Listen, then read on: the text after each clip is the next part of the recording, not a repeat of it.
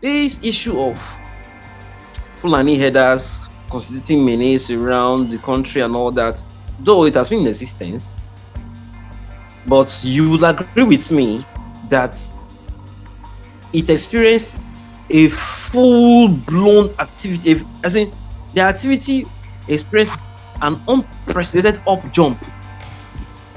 When I say the activity, I mean the illegal activities of kidnapping, raping, destroying farms. It experienced a massive up jump when Buhari came into power. If you check through the records, you will see what I'm talking about. If you go through the records, you see what I'm talking about. Who are these people before Buhari came into power, and who are they now? So our government, they know the truth. If they want to provide solution to this, they don't really need to call citizens, ask them what's your experience, this, that, try to get ideas from the citizens. These people knows what to do within a split second. They know what to do. At least we've seen the government taking some decisions, and within a split second, everything has they've achieved what they really need.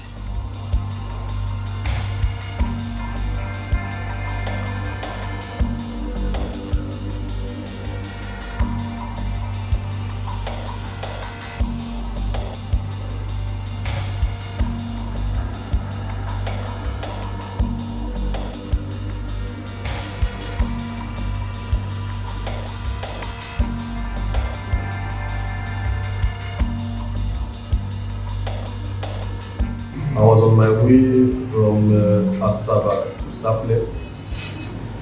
I was kidnapped around 5 p.m. at Obe. The kidnappers blocked a certain portion of the road with a log of wood and shot sporadically into the air. So our driver need to stop, and every one of us inside the bus was carried inside the bush. We walked for some hours, and the kidnapper asked every one of us about ourselves, what to do for a living, and told us that we have been kidnapped. And we asked to call our loved one. Before then, we were beaten mercilessly with wood, cutlasses, and some of us were even tied like animals. We trekked from one part of the forest to another without food or water. So we have to call our loved one. Our loved one plead with them to accept certain amount. But there are some passengers that the family or friends could not respond, so their own torture increased. Their own beating became more severe and intense. It was on a Saturday. My elder brother was getting married, though I live in Delta State, in Sapele Delta State though. So my elder brother was getting married at Agbo. So we had to go on a convoy. We passed through these there is a link road that cuts through Edo State and Delta State that takes you down to Agbo, close to Asaba area, just the Asaba Express there. So that period, the state of the highway at Benin Road was very, very bad. So for us to boycott that area, that bad part, we had to go through a community called Jise, down to urban area and all that to get down to Agbo, so we can get there on time. Now, when we are on convoy, when we are going, the saving grace we had that it was a military patrol vehicle that was right in front of us. We couldn't overtake them, so we're just going behind them and all that until we met these Fulani guys with lots of cow covering the road. When I say lots of cow, I'm not talking about 50, 100 or 200. What I saw that day They were just carrying the cow to cross the road. These cows were over 1,000. I was shocked because in my life I've never seen such number of cows once in my life. No matter how sophisticated you are, or no matter how the kind of a car you are carrying or whatever, you cannot drive through these cows with a great number and all that on the road. You can't drive through. So it was just the military patrol vehicle that was in front of us. That was our saving grace. These military guys were really armed. They were fully armed. So it wasn't what these Fulani guys were expecting. So when they saw the military vehicle, they had to clear the way and we passed. When I even saw the cow and those guys that day, I was shocked. I was like, all those things I used to see them on. I used to hear about the stories and read about them and all that, and hear people's stories about it, but I've never experienced it. For that particular day, I saw it, but it was just God that intervened. If not for that military patrol vehicle, I think everybody, my entire family, both friends, well-wishers, everybody would have been kidnapped that day. Before we knew what was happening, the military, they already got the signal, and military opened fire. 2 warning shots. That was why they cleared the path and we passed. That very day, we also heard about stories of people that was kidnapped. Later that day, some few hours after that incident happened. I was held captive for 2 days. The ransom was realized with the help of family and friends. My brother had to package the money in a carton, and he was directed to buy soft drinks alongside it via his Okada or bike, and he was directed to Obe along the bush paths to drop the ransom somewhere around the bush. And these things are making our farmers not to be able to go to the farms anymore. It's affecting food prices in the market. And that same route I'm telling you about, that same route, traders. I have a friend. I do go to Onitsha to buy goods to sell. On his trip down to Lagos, down to Onitsha, he was kidnapped in that very route. If you want to pass through Saplet down to Agbo, it's closer and it's faster than going to Benin, following the bypass and just take Asaba Express down. This route I'm telling you is faster. A friend was passing through that road and he was kidnapped. He was held there for days. He's just a young guy. Though he's a banker, but he's trying to develop his side hustle so he can come up with something nice. But he was discouraged by these Fulani headers. That on that same route, a friend of mine told me about how his sister was kidnapped. His sister was a trader. She was going down to Onitsha to get goods as well. She was kidnapped on that route. She was held for days. 10 million naira ransom was placed on her. And this family, they are just trying to get by. They couldn't come up with the money. The days that girl stayed in the bush there, she was mercilessly raped. Raped and all that. As in, oh, Jesus Christ. This thing is just demoralizing, sincerely. You're a woman. You know what these experiences are when a young girl is being gang raped by these heartless Fulanis. You are being kept in the bush, exposed to mosquitoes and all that. They couldn't come up with that cash. All they could come up with is about 1.5 million naira, if I'm not mistaken, back then. Yeah, before she secured her, before they secured her release. So,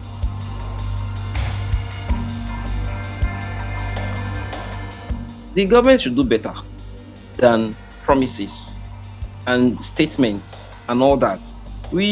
All we hear is statements. All we see is creation of laws, no follow-up, nothing. And these things are making our farmers not to be able to go to the farms anymore. It's affecting food prices. Now, traders are used to go through the risk of going through that route to still go to Onitsha to get goods and bring it down to the town. The prices they place on their goods is very, very outrageous.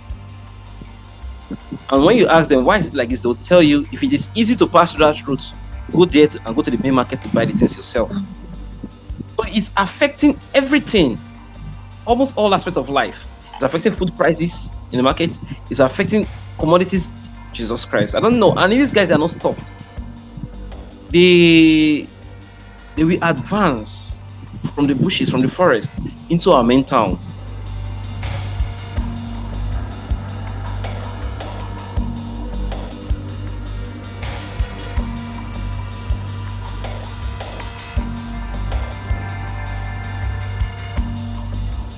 Now you mentioned Ruga.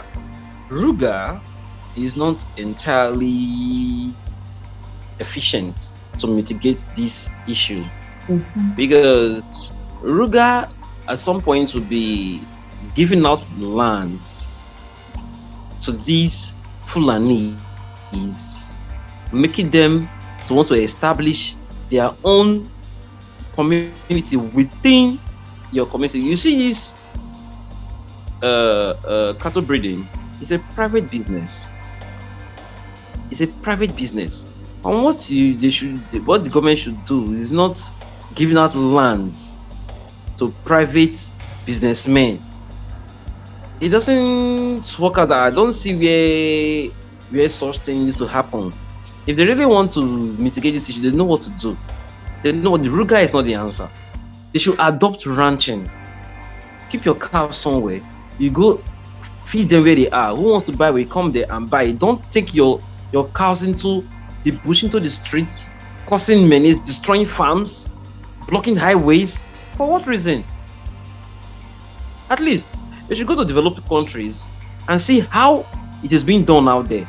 You cannot see cows being roaming around the bush in developed countries in the Western world. These are our politicians. They travel.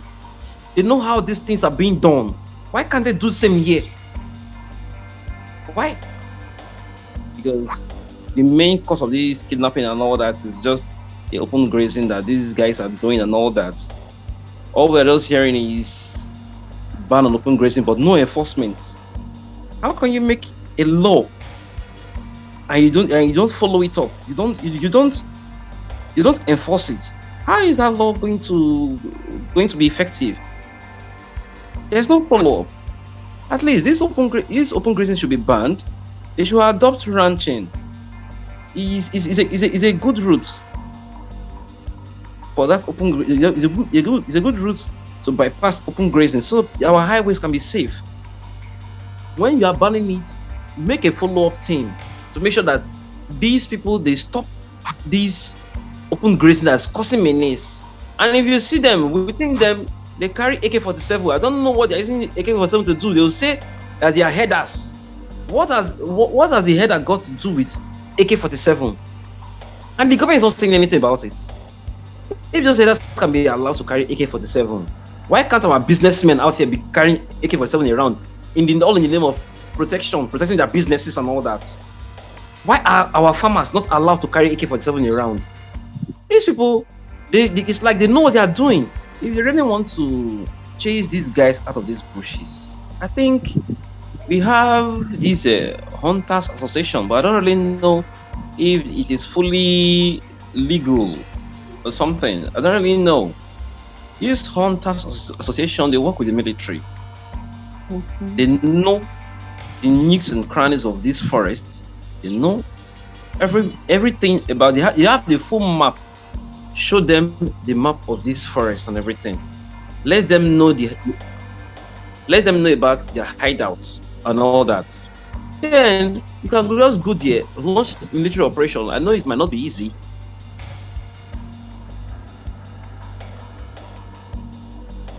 You are a car owner. There is one particular area. There's one document in your car that is called roadworthiness. That's the tax you pay to government to be able to use that road. Now, when you have paid that tax to the government to be able to use your road, why are those cows blocking the road? Why are those cows using that road? Are those cows paying roadworthiness to the government? They don't. This is common sense. They don't pay. So why are they being allowed to block the road at intervals, blocking people that paid legitimately to use the road? Our advice, fellow countrymen, to always pray when traveling. Avoid setting deadly routes.